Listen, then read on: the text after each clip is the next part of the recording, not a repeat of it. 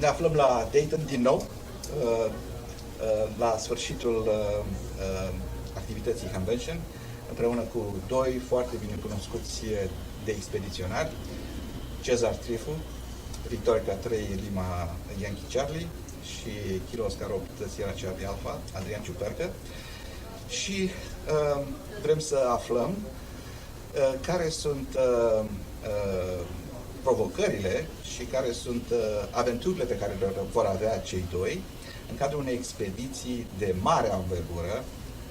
Se poate spune că este de cea mai mare anvergură de până acum, pe insula Bouvet, care va avea indicativul 3 Yankee 0 kg. Și nu e nevoie, cred, de nicio introducere pentru cei doi foarte cunoscuți radioamatori. Doar să menționăm faptul că expediția anului tocmai a fost nominalizată și identificată ca fiind expediția Jarvis, pe insula Jarvis, care a avut ca protagonist și pe Adrian. Lucrul acesta s-a întâmplat aici la Dayton, în acest an.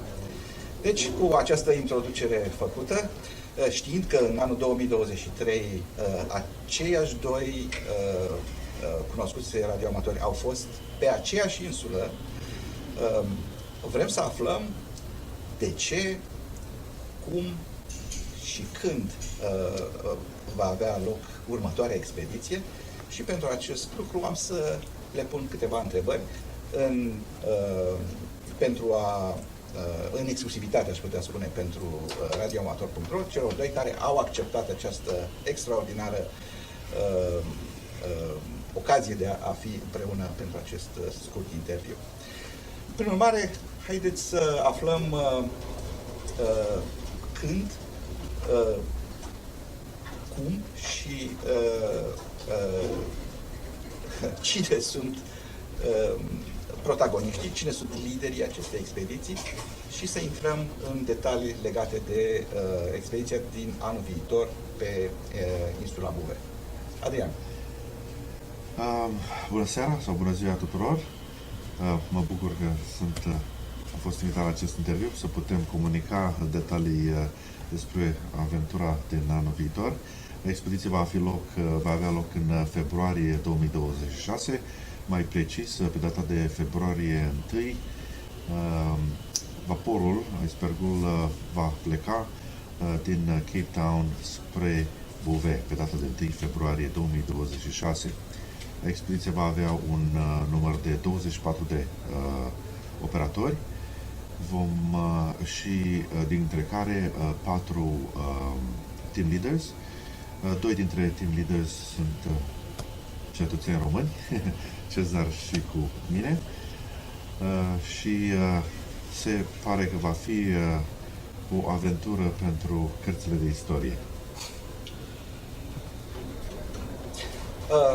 Cred că va fi, nu? Cred că va fi, cu siguranță va fi, dar în primul rând, cunoscând fiind faptul că această insulă este cel mai izolat loc care există pe Pământ și având în vedere condițiile vitrege în care o asemenea expediție are loc, cu toții, ca martori și operatori de la distanță, admiratori ai voștri, am vrea să știm cât costă, care este bugetul acestei expediții și care sunt sursele de finanțare pe care le-ați avut. Se aude că ar fi una dintre cele mai scumpe expediții care s-au organizat până acum. Cezar, ce ne poți spune? În primul rând, mulțumesc și eu foarte mult pentru invitație, Ciprian, și mulțumesc că ascultătorii noștri că, mă rog, împărtășesc cu noi această deosebită aventură. Începem acum și cum să terminăm în sfârșit în primăvara anului viitor. Deci, expediția va costa 1.675.000 de dolari. Încă o dată, 1.675.000 de dolari, la care s-ar putea adăuga încă câteva cheltuieli suplimentare și cam jumătate din această cifră, în jur de 800.000 de dolari, sunt avansați de către un grup particular de călători aventurieri, sfârșit, care au făcut deja cu câteva săptămâni cu SpaceX o aventură în jurul polilor. Aproximativ $200.000 sunt furnizați de către NCDXF, Northern California DX Foundation. Operatorii finanțează și ei o parte destul de mare, după calculele mele sunt aproximativ $500.000, urmând ca, mă rog, la ora actuală mai avem aproximativ $180.000 pe care am dorit să-i obținem. În cazul în care nu reușim să-i obținem, va trebui ca sumele pe care le avansează operatorii să fie puțin ridicate, să crească puțin. Cam asta e pe scurt distribuția fondurilor. Sunt niște, pentru noi, radioamatori, obișnuiți cu bugete mai modeste, sumele vehiculate par enorme, dar e adevărat că costul unei asemenea aventuri este mare, având în vedere și riscurile care sunt acolo și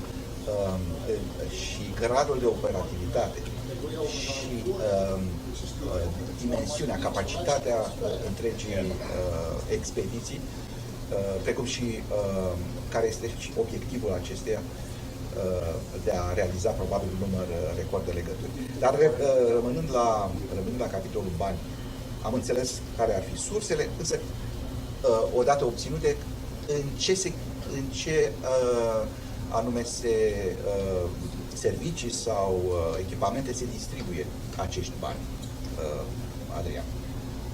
Marea majoritatea banilor se vor cheltui pe icebreaker-ul pe care l-am angajat pentru o perioadă de aproape 2 luni de zile. Un icebreaker cu echipaj, un icebreaker care conține un echipaj pregătit pentru aceste zone dificile ale planetei. De asemenea, elicopterul pe care va trebui să-l închiriem cu un număr de ore de zbor. De asemenea, pilotul care va pilota acest elicopter, un pilot de rezervă, deci o a doua persoană. De asemenea, o a treia persoană va fi un mecanic de elicopter care este necesar pentru a se asigura că elicopterul funcționează în condiții perfecte, mai ales în zonele acestea dificile. Deci, practic, spărătorii de gheață cu elicopterul și echipajul și combustibil necesar probabil consumă aproape 80% din bugetul expediției, din această sumă care pare într-adevăr fabuloasă comparabil cu alte expediții. Din acest motiv, din cauza faptului că zonele polare sunt foarte dificile, nu este foarte simplu de a angaja un vapor de orice care. Trebuie un vapor pregătit cu experiență și cu echipaj care are foarte multă experiență în zonele dificile polare, unde vântul nu se oprește niciodată și chiar și în mijlocul verii vremea este absolut insuportabilă sau dificilă, aș putea spune. Asta face ca deci din nou, marea majoritate a bugetului să fie consumat pe elicopter și icebreaker. Da, am înțeles. Are sens ce spui și este foarte important atât pentru siguranța pe care o veți avea acolo și pentru siguranța că expediția se va desfășura și va avea succes, ca aceste lucruri să fie asigurate din fonduri care vor pleca spre nava respectivă și elicopter, lucruri care sunt cele mai scumpe. Și asta face, de fapt, să fie o diferență importantă față de expediția din 2023, când ați avut un iaht, deci, și nu a existat elicopter, a fost o deosebire importantă. Și dacă suntem pe această lungime de undă, haideți să identificăm, pentru că radioamatorii cunosc deja expediția care se desfășoară în 2023 și știu rezultatele acesteia. Voi ați hotărât să mergeți din nou și să o faceți de o avergură și mai mare. Și haideți să identificăm dintre cele două expediții 3 lucruri mai importante care le diferențiază în mod substanțial. Poate 3 sau poate mai multe, dar radioamatorii ar vrea să știe care este diferența, de pildă, de ce expediția s-a fost necesară și care ar fi, eu știu, 3 lucruri diferite între cele două mari expediții pe insula Bubea, având în vedere mai ales că desfășoară numai la 2 ani una de alta. Cezar, ce părere ai? Desigur că ceea ce s-a întâmplat în 2023, faptul că noi am reușit să facem numai aproximativ 19.000 de legături, nu a fost un lucru satisfăcător pentru comunitate, mai ales că la vremea respectivă noi am primit un sprijin de $465.000, substanțial. Deci, într-un fel, această aventură reprezintă o încercare de a depăși cu mult impasul pe care l-am avut atunci, problemele logistice pe care le-am avut și o serie întreagă de alte aspecte. Deci, cred că în primul rând, faptul că logistic, contăm pe un vas care are 100 de metri de 3 ori mai mare ca lungime decât iactul pe care l-am avut respectiv, pe care l-am avut de atunci, ceea ce ca volum probabil că este cu mult mai mare, ceva incomparabil cu ceea ce a fost atunci, probabil de 10 ori mai mult, poate și mai mult, iar prezența elicopterului, deci categoric, partea logistică este cu totul altă clasă. Al doilea aspect foarte important este că numărul de participanți este dublu. Iar legat de numărul de participanți, noi am încercat să punem pe picioare un sistem de verificare, într-un fel, a capacității fiecăruia dintre operatori de a suporta, într-un fel sau altul, condițiile cu care vom avea de-a face. Lucrul acesta s-a făcut puțin și în 2023, dar cred că nu la același nivel. De asemenea, o problemă foarte importantă este aceea că, în momentul de față, noi am vrea să operăm cu un număr mult mai mare de stații. Bineînțeles că numărul de operatori este cel care dictează treaba asta. Mult mai mare de număr de stații. Vom avea 16 radiouri, vom avea 12 amplificatoare, vor fi toate instalate, noi sperăm. Condițiile meteo ne vor pune, desigur, destul de probleme. Dar, în principiu, există posibilitatea, cel puțin pe hârtie, ca numărul de legături pe care le vom face să fie un record, cel puțin pentru domeniile polare, dar poate că chiar pentru o expediție într-o zonă, hai să zicem noi așa, în zone ecuatoriale. Rămâne de văzut. Ambiție este, putință este, să vedem dacă ne ajută și natura. Da, foarte, foarte interesant. Ai ceva de adăugat, după părerea ta? În principiu, deci, practic, diferențele importante sau majore este faptul că această nouă expediție va folosi un elicopter în loc de bărcile de tip Zodiac. Numărul 2, numărul de operatori, acum am menționat și Cezar, este dublu, 24 în loc de 12 operatori. Numărul 3, vor fi 2 tabere separate, la o distanță aproximativ 500-800 de metri între ele, și asta reprezintă un punct efectiv important, pentru că va da posibilitatea operării în paralel a mult mai multor stații. Deci astea sunt cele 3 puncte care consider eu că sunt cele mai importante. Și având în vedere că riscurile pe care le aveți acolo trebuie minimizate așa cum se poate, bănuiesc că există chiar la această oră, în perioada mai ales premergătoare, când nu mai sunt decât câteva luni până atunci, că se fac pregătiri speciale pentru a asigura logistica, pentru a antrena echipajul și așa mai departe. poți să numești, să zicem, 3 din pregătirile pe care le faceți periodic pentru a asigura succesul expediției? Challenge-ul numărul 1 este evident complexitatea logisticii. O expediție care necesită 2-3 ani de pregătiri are foarte multe piese în mișcare și practic necesită foarte multă muncă pentru a sincroniza aceste piese. De exemplu, nu este suficient să cumperi niște generatoare de curent electric. Aceste generatoare, odată cumpărate, ele trebuie testate, trebuie împachetate pentru a supraviețui drumul lung până la destinație. Aceste generatoare trebuie conectate și testate în așa fel încât să corespundă și cererile noastre în acest mediu dificil cum este buvetul. De asemenea, corturile pe care le folosim vor fi identice cu cele folosite în 2023, însă numărul de corturi va fi mult mai mare. Aceste corturi au foarte multe componente. Nu poți să obții aceste corturi de la fabricant, să le pui în container și speri că totul va fi perfect.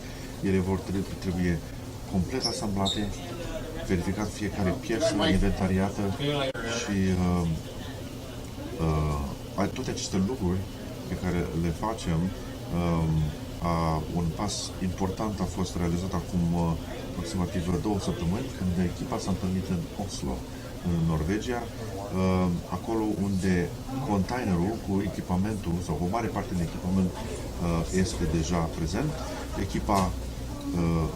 Membrii echipei s-au întâlnit, a fost și un moment în care am avut ocazia să ne cunoaștem, considerând că noi suntem din diferite colțuri ale lumii, o echipă internațională, dar de asemenea s-a început lucrul și munca complexă în a așeza aceste componente în container, a testa aceste componente, chiar și lucruri care par foarte simplu, de exemplu împachetatul mâncării. Nu poți pur și simplu iei mâncarea și o pui într-un sac și te aștepți ca acolo să meargă.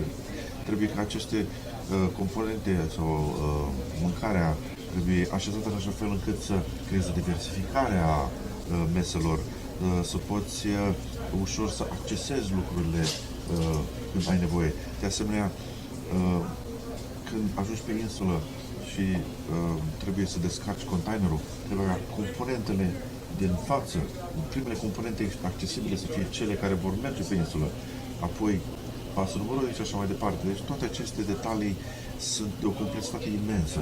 Cantitatea de fișiere Excel în care ținem aceste componente, cont de aceste componente este foarte complexă. Deci asta, și fiecare dintre noi avem un task și periodic discutăm și ne consultăm pentru a ne asigura că efortul nostru este 100% în direcția succesului acestei complexe misiuni. Ce pot să zic decât să vă doresc succes? Complexitatea unei asemenea aventuri depășește orice imaginație. Cezar, tu ai fost în multe expediții și dificile, adică ceea ce un om obișnuit nici nu-și poate închipui. Dar, revenind numai la această expediție pe insula Bouvet, care ar fi, să zicem, având în vedere, mai ales că tu ai fost acolo, care ar fi 3 dintre cele mai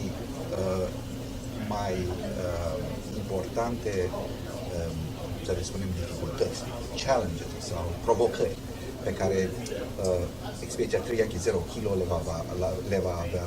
Să răspund la întrebarea asta, dar înainte vreau să adaug ceva la ceea ce ne-a spus Adrian. Când am fost în 2023 pe Bouvet, noi, ca un exemplu, ca un fapt divers al complexităților de care el vorbea, noi am instalat cortul conform instrucțiunilor fabricantului. Și rezultatul a fost aproape catastrofal. Am început același lucru, l-am făcut acum la Oslo, unde instalarea cortului s-a făcut la început, cu puține discuții, în sfârșit. Prima instalare a cortului a durat 2 ore. Noi l-am cronometrat 2 ore. Cortul a fost ulterior, alte corturi au fost instalate de 3 ori, pentru că n-am fost mulțumiți cu procedura, n-am fost mulțumiți cu timpul. Părerea mea este că timpul în Buvei va fi de 3 ori mai mare decât cel pe care l-am avut la Oslo. Și încet, o oră și un sfert, 45 de minute, al patrulea cort pe care l-am instalat a fost instalat în 20 de minute. Asta dă un exemplu a faptului că noi am încercat și vom continua să încercăm toate măsurile, să luăm toate măsurile pentru a putea fi eficienți. Optimizarea timpului Optimizarea este critică. Acum, legat de ceea ce ai spus, care ar fi, mă rog, cele mai importante challenge-uri sau, în sfârșit, provocări, ai spus tu, părerea mea, eu și din păcate, eu am să rămân, poate că e și legat de lucrurile de care, într-un fel, eu mă ocup în acest proiect. Eu rămân la părerea că spiritul de echipă și crearea unei atmosfere de colaborare este absolut super critică. Putem să avem operatori extraordinar de buni, cei mai buni, și avem operatori cei mai buni din lume, dar operatorului acesta care este extraordinar de bun, operatorul acesta trebuie să le asiguri condiții de viață și lucru, trebuie să le asiguri o casă, niște corturi, trebuie să le asiguri niște mese, trebuie să le asiguri mâncare și așa mai departe. În acest proces, care, mă rog, pare auxiliar, noi vrem QSO, noi vrem legături, vrem ca stațiile să intre în eter, să menținem antene și așa mai departe. Dar asigurarea acestei colaborări între oamenii respectivi, ca lucrurile să se desfășoare eficient, rapid și să nu pierdem timp foarte mult în așa fel că să ne concentrăm asupra legăturilor. Părerea mea că acest spirit de echipă este absolut critic. Și noi am avut ceva probleme cu el în 2023. Deci, eu cred că asta e un aspect foarte, foarte important. Al doilea aspect foarte important este acela de a fi capabili să menținem întregul echipament, toată infrastructura, cu reparații prompte, cu echipe care știu ce fac, cu oameni care vor ajuta pe cei care realmente știu ce fac. Și asta va necesita o colaborare foarte, foarte strânsă și o rapiditate în execuție destul de mare. Probabil că ultima aspect pe care eu personal l-aș menționa este acela că vor fi greutăți. Vom avea greutăți meteo, vom avea greutăți fizice, vom avea aspecte psihologice, logistice, dar trebuie, într-un fel, să stimulăm pe toți ca atunci când corpul ne va spune nu mai pot, mintea să depășească acest moment și să spune ba mai poți, mai ai de făcut o etapă, băieții au nevoie, trebuie să faci, trebuie să pui, trebuie să realizezi. Acestea sunt lucruri, după părerea mea, care depășesc un pic experiențele unei expediții normale, în care, mă rog, suntem preocupați să câștigăm, eu știu, un concurs deosebit sau... Iar aceste aspecte sunt, după părerea mea, foarte critice, sunt absolut critice și în măsura în care le vom realiza, în măsura în care reușim să facem această echipă reprezintă o unitate de lucru foarte, foarte bine, foarte precisă, rezultatele vor veni de la sine. Am înțeles. Am înțeles că vor fi două echipe, deci cei 24 de operatori se vor împărți probabil în două și vor avea două amplasamente de operare. Bănuiesc că deja aveți o strategie de operare în activitatea TX. Ne poți spune ceva despre strategia voastră de operare Motivul principal pentru care aceste două amplasamente separate se vor realiza este, în primul rând, pentru a putea lucra în benzile în aceeași bandă, în moduri diferite. De asemenea, anumite benzi, ca de exemplu 20 de metri, bandă populară, vom avea, sau vom încerca să avem 3 antene în același timp, pentru a folosi la maxim deschiderile de propagare în aceste benzi.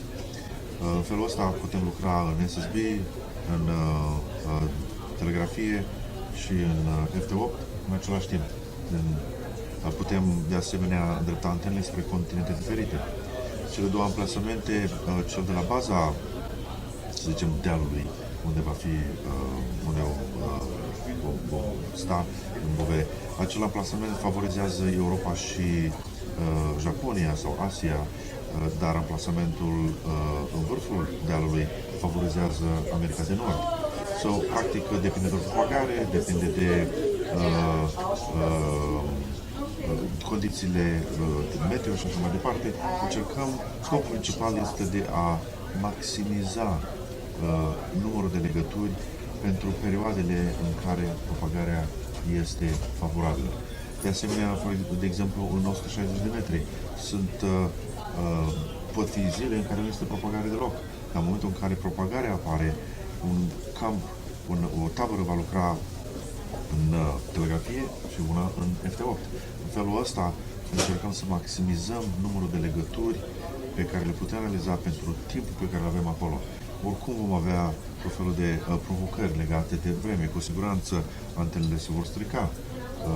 Dacă avem posibilitatea să instalăm antene multiple, ai posibilitatea să, în timp ce o antenă este reparată, să poți, alți operatori, să continue să creeze PSO-uri.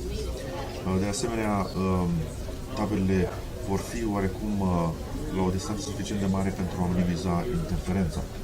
Și asta e un lucru care este de dorit pentru a putea, de nou, mări numărul de legături. Și, eventual, sunt o grămadă de amănunte implicate, nu vreau să acum să intrăm în toate detaliile. Un lucru pe care foarte mulți radioamatori întreabă este legat de legătura la internet. Vom avea un Starlink și vom uploada legăturile de la fiecare tabără o dată pe zi. Nu va fi în real time din cauza faptului că legătura prin satelit este foarte mult afectată de evenimentele meteo. Dacă sunt nori deasupra insulei, vor fi probleme de legătură cu Starlink-ul. O dată pe zi este suficient pentru ca operatorii sau care încearcă să ne lucrează să observe dacă legătura lor este validă sau nu. De asemenea, vom lua decizii de a folosi modul Superfax, noul mod pentru ca radioamatorii în toată lumea să se convingă că într-adevăr ei lucrează de expediția reală și nu cineva care pretinde să fie de expediția reală. De asemenea, acest nou mod dă posibilitatea a lucra 9 streamuri în loc de 5 în același timp. Un lucru esențial. Revenind la subiectul aparatului, echipamentelor. Radioamatorii în general sunt foarte curioși să afle ce fel de antene, transivere și alte lucruri necesare pentru traficul din cele două locații despre care Adrian a pomenit. Pe scurt, ce ne poți spune despre asta? Deci, numărul de echipamente vor fi egal distribuite între cele două tabere, cele două locații. Noi am reușit să obținem sponsorizarea lui ICOM un număr de 16 transivere, dintre care 12 sunt de tip ICOM 7610. Iar celelalte cred că sunt 7300.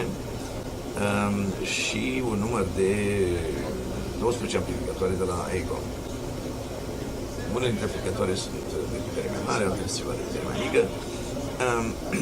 Iar ca antene vom folosi monobandere pe 10, 15 și 20 de metri și vom folosi dual bander pe 12-17 metri.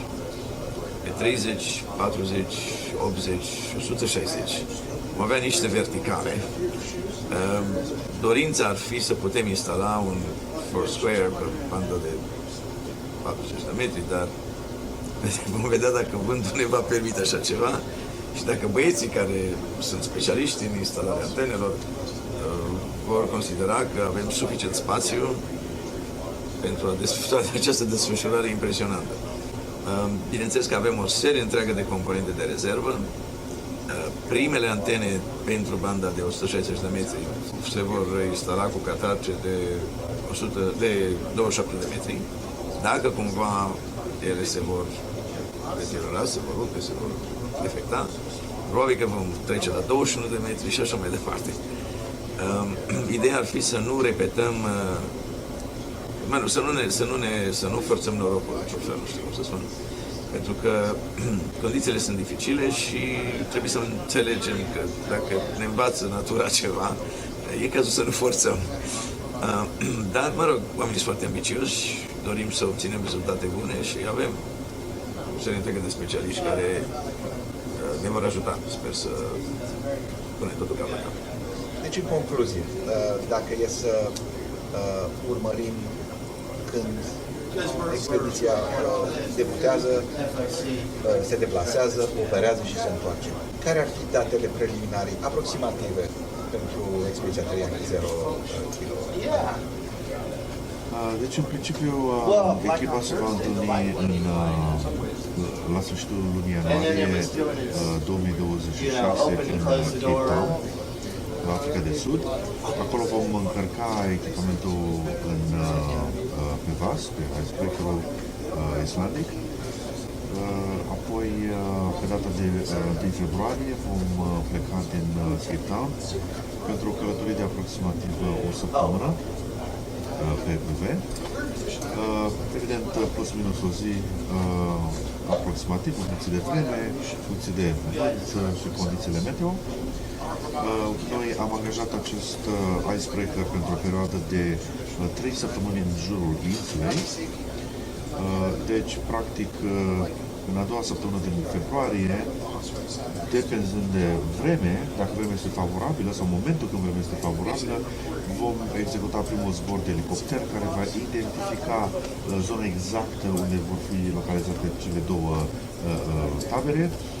De asemenea, acest lucru este necesar pentru că noi am observat schimbări majore între fotografiile obținute în 2024 de la guvernul norvegian, fotografii care arată schimbări majore față de fotografiile sau de locații pe care noi am văzut-o în 2023. Deci dacă vremea este favorabilă, în câteva zile vom fi pe UV. Elicopterul are posibilitatea de a transporta aproximativ o tonă de material, necesită până la 20 de minute un zbor dus întors pe UV, deci cu o deschidere de vreme de aproximativ 2 ore, care noi estimăm că apar aproximativ de câteva ore pe săptămână, aceste estimări de 2 ore de vreme bună în care se poate zbura cu elicopterul spre insulă. E posibil să fim norocoși, deschiderea să fie de 8 ore sau mai mult. În momentul acela putem să aducem pe insulă absolut tot echipamentul și tot echipajul pentru a putea porni cu forță majoră în activare. În orice caz, vom fi pe insulă sau în jurul insulei până 3 săptămâni, apoi, într-o săptămână, va dura drumul spre casă. Deci, teoretic, în 5 săptămâni putem să punem la cale o expediție care să rămână în istorie. O expediție care, din păcate sau din fericire, va fi de asemenea marcată ca fiind cea mai scumpă din istoria radioamatorismului. Cea mai ambițioasă. Cea mai ambițioasă. Din estimările piloților, bazate pe discuțiile pe care le-am avut cu ei, nu vor face o deplasare dacă nu vor declanșa proiectul de aterizare dacă nu vor avea o deschidere de măcar 2 ore. Calculele făcute de noi, în baza estimărilor lor, arată că au nevoie, și piloții vor avea nevoie de un sfert de oră pentru a degaja echipamentul, pentru a degaja elicopterul, pentru a pregăti de zbor, și un sfert de oră pentru a reancora. Asta înseamnă jumătate de oră tehnic, fără cărare, fără nimic.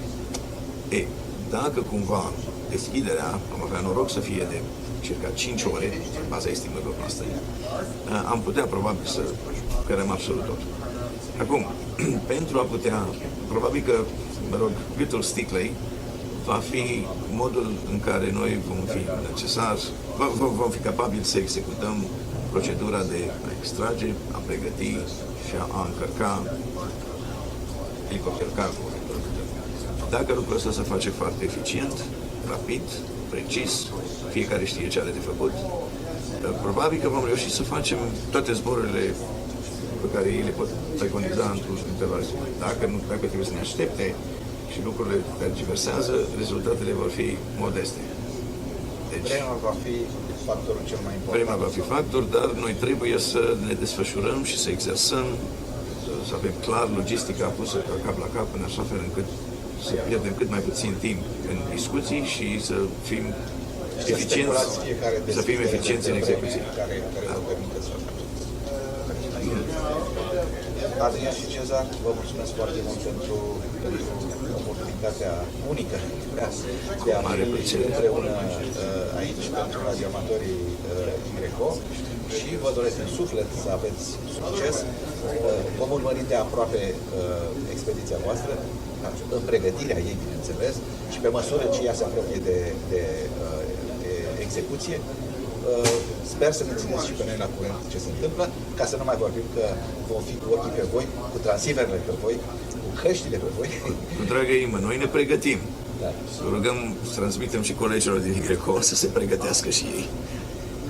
Eu cel puțin mă voi pregăti. Eu mă voi pregăti și sper să vă pun în loc măcar o dată pe o bandă, dacă nu chiar de mai multe ori să vedem toate vedeți. Vom încerca să ținem legătura chiar poate și de pe Buveni, poate o transmisie în direct, să putem comunica radioamatorilor români, în special ceea ce se întâmplă acolo. Va fi o chestie incredibilă dacă putem realiza acest lucru. În orice caz, până atunci, mulțumim de Orient, urări, 73 și sper să vă găsim în faila. Mult succes! Numai bine și pe curând. Pe curând!